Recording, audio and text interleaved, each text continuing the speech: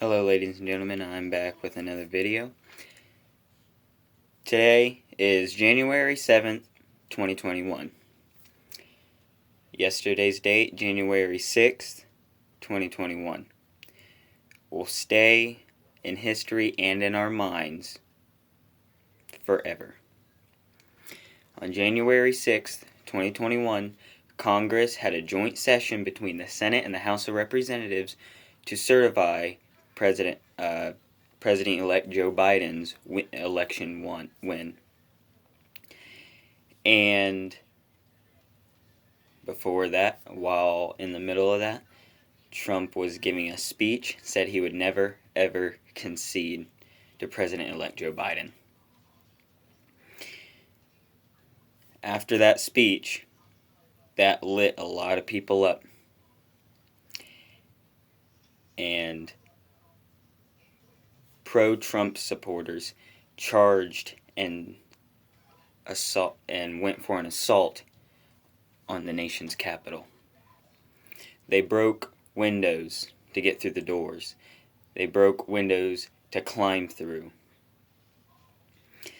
They charged into the nation's capital, attacking the police, trying to stop the certifying of President-elect Joe Biden's win.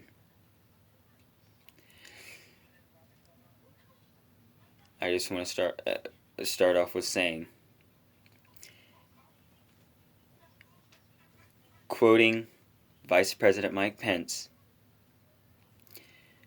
the rioters that charged into the nation's capital yesterday, they did not win. Violence don't win. Freedom wins. I was sitting there watching the count go on, and then I heard yelling out there in the House of Representatives during the joint session, and that was it. They went into recess, and they came back on, or no, I can't remember, but then I'm seeing people get rushed out of there. Next thing I know, I'm watching Trump supporters charge into the nation's capital and watching senators and House of Representatives that I know, and that I can see are ducking for cover. Like, they were just doing their constitutional duties, and they interrupted it. But to show that the government is not weak and that it is strong, the Senate and House of Representatives continued the certifying of President-elect Joe Biden's win. Republicans fought back, but we lost. We gotta face it. When Mitch McConnell came out and congratulated President-elect Joe Biden, I pretty much given up there. I knew there was no hope. Because if Mitch McConnell even thought that it was over, it was over.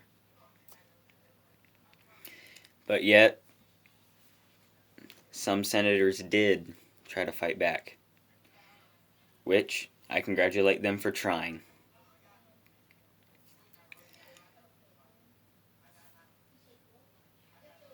Yesterday was just another date to put in this timeline of historical events starting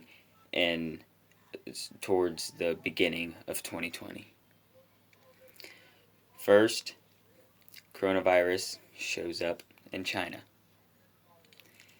Later, turns into a pandemic. And then election year come up, and becoming the most important election ever.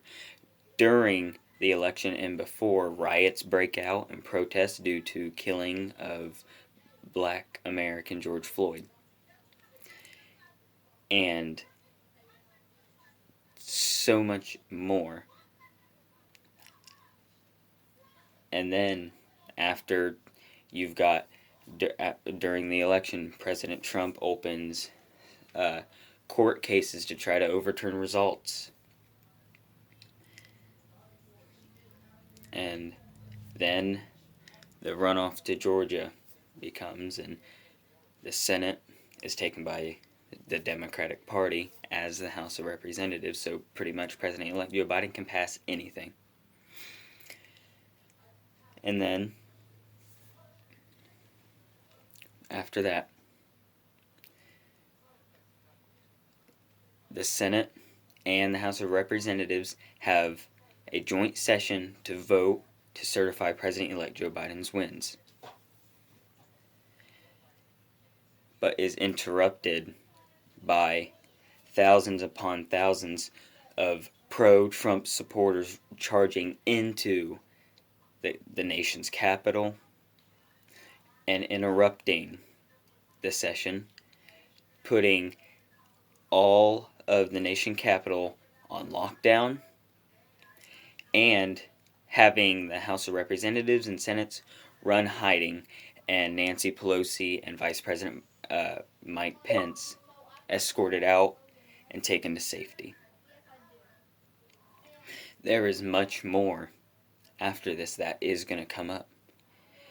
Nancy Pelosi opened another impeachment inquiry on President Donald Trump. And as Senate Democratic Majority Leader Senator Chuck Schumer and Nancy Pelosi want Mike Pence to operate the 25th Amendment, which is the Vice President has the power to kick out a sitting president. Don't know what's going to happen after. We don't know. But all I do know is, with President-elect Joe Biden in office, it's not going to be necessarily bad, but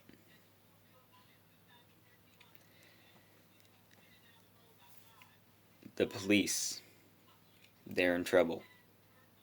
They'll be defunded. And then you got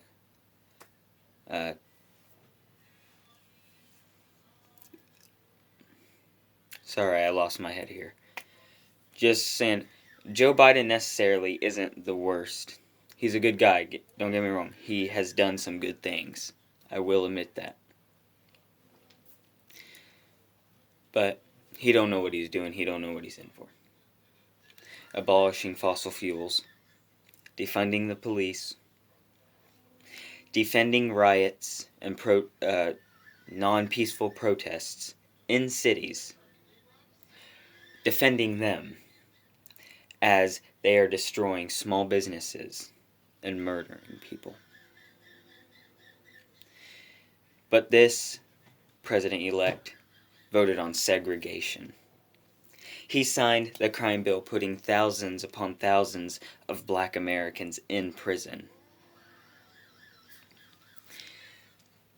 When he was younger, there was a video of him. He said exactly, when he would refer to the black community, he'd call them the N-word. And then, the video of him sitting in the Senate, he called the black Americans in the United States, referring to the black community, certain ones, and said they are predators. He called them predators. Okay. He said they were beyond the pale. This president has already lied to you. He does not believe marriage, or he does not believe that gay marriage should be allowed.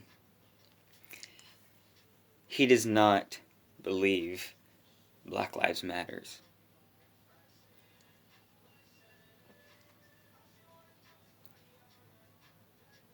It's going to be heck of a ride in the next couple of weeks with the impeachment inquiry and with President Trump in office for 13 more days, to be exact, I think.